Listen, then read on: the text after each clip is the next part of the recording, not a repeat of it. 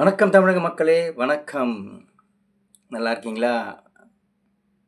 இந்த முறை தேர்தலில் பார்த்து நிதானமாக சிந்தித்து ஓட்டு போடுங்க. உங்கள் பகுதியில் நிற்பவர் உங்களை சார்ந்தவரா என்று பாருங்க. உங்கள் தொகுதி உள்ளவரான்னு பாருங்க. நம்ம தொகுதி பத்தி தெரியாதவன்லாம் கொண்டாந்து நிப்பாட்டிருவாங்க. ஏன்னா, கட்சி ரீதியாக நீங்க ஓட்டு போடுறீங்க. கட்சி ரீதியா பார்க்காதீங்க.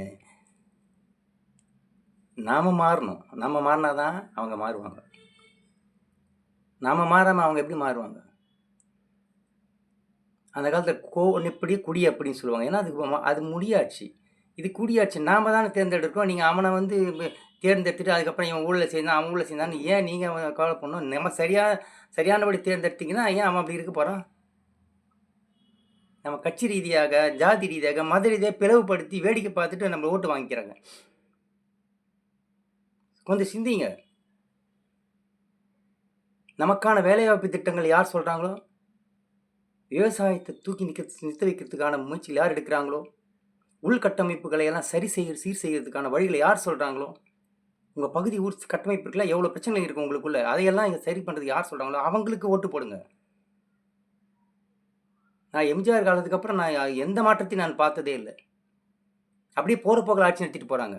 ஊழல் தான் பெருகி இருக்கு. மீடியா திறந்தா வெறும் மதத்த பிரச்சனை தான் இருக்கு. கடவுள் நம்பிக்கை அவன் நம்பிக்கை. அது நம்பிக்கையில மத்த நம்பிக்கையில எதுக்கு நீங்க தலையிடுங்க அரசியல்வாதிகள? அரசியல்வாதிகளுக்கு ஒரு வேண்டுகோள். தயவுசெய்து இந்த மதங்கள், ஜாதிகளை வச்சு அரசியல் பண்ணாதீங்க. நீங்க வந்து ஆள்றதுக்காக நாட்ட வழி நடத்துறதுக்காக வந்திருக்கீங்க. உங்களுக்காக இந்த நாங்க ஓட்டு போடுறதுக்காக நீங்க வழி நடத்தணுன்றதுக்காக, எங்கள வழி நடத்துறதுக்காக. அத விட்டுட்டு பிளவுபடுத்தி பிளவு அரசியல பண்ணாதீங்க. மக்களை நீங்கள் விழித்தெழுங்க. இப்ப நம்ம குடியாட்சின்றல நாம எப்படி அவங்க அப்படி இருப்பாங்க. குடி எப்படியோ கோன் அப்படி. அதனால தயவுசெய்து வருகிற பொழுதுல புதியவருக்கான வாய்ப்பு கொடுங்க இந்த வாட்டி. நான் எம்ஜிஆருக்கு அப்புறம் எந்த விதமான மாற்றத்தை நான் பார்க்கல சொன்னேன்ல உங்களுக்கு.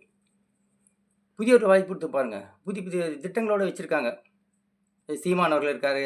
அண்ணாமலை எல்லாம் இப்போ நல்ல நல்ல திட்டங்களை சொல்லியிருக்காரு. விஜய் வருகிறார். அவரும் ஒரு புதிய வாய்ப்பு. அவரும் ஒரு புதியதாக வந்திருக்காரு. அவர் புதியவர்களுக்கு கொடுத்து ஒரு வாய்ப்பு கொடுத்து பாருங்க. எப்படி செய்கிறாங்கன்னு பாருங்க. செயல்பட்ட அடுத்த தடவை அவங்களை தேர்ந்தெடுப்போம். மாற்றி போடுங்க இந்த வாட்டி. சிந்தித்து செயலாற்றுங்கள். அதே மாதிரி புதிய தலைவர்களுக்கும் சரி, அந்த தொகுதியில் நிற்பவர்களை சரியான படிகளை தேர்ந்தெடுத்து நிறுத்த வைங்க. கொள்கைகளை கொண்டு போங்க. இலவசங்களை அறிவிக்காதீங்க.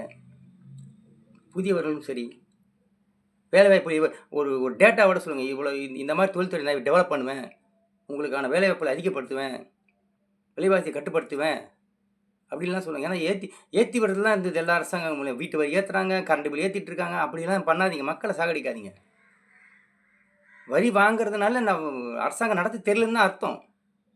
ரெவன்யூ எப்படி வேணால் வர வைக்கலாம் நீங்கள். சரிங்களா? அதனால் தயவுசெய்து மக்களும் சரி, அரசியல்வாதிகளும் சரி, நான் எங்களுக்கான திட்டங்களை கொண்டாந்து எங்களுக்கு வழி சொல்லுங்க. அதை ஓட்டு கேளுங்க.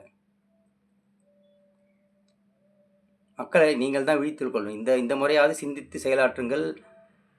நம்ம தமிழ்நாட்டில் மீண்டும் ஒரு நல்ல ஒரு அமைதியான பொருளாதார ரீதியான வளர்ச்சி அடைந்த ஒரு மாநிலமாக மாற்றுவதற்கான கடன் சுமை குறைத்த மாநிலமாக. கடன் எவ்வளோ சுமை இருக்குன்னு தெரியுங்களா? டேட்டா நெட்டு தான் இருக்குல்ல, பாருங்கள். உங்களுடைய உள்கட்டமைப்பு சரி பண்ணக்கூடிய ஆளுங்களுக்காக பார்த்து ஓட்டு போடுங்க. என்னுடைய ஆதங்கத்தை வெளிப்படுத்தியிருக்கேன். வணக்கம் தமிழ் மக்களே.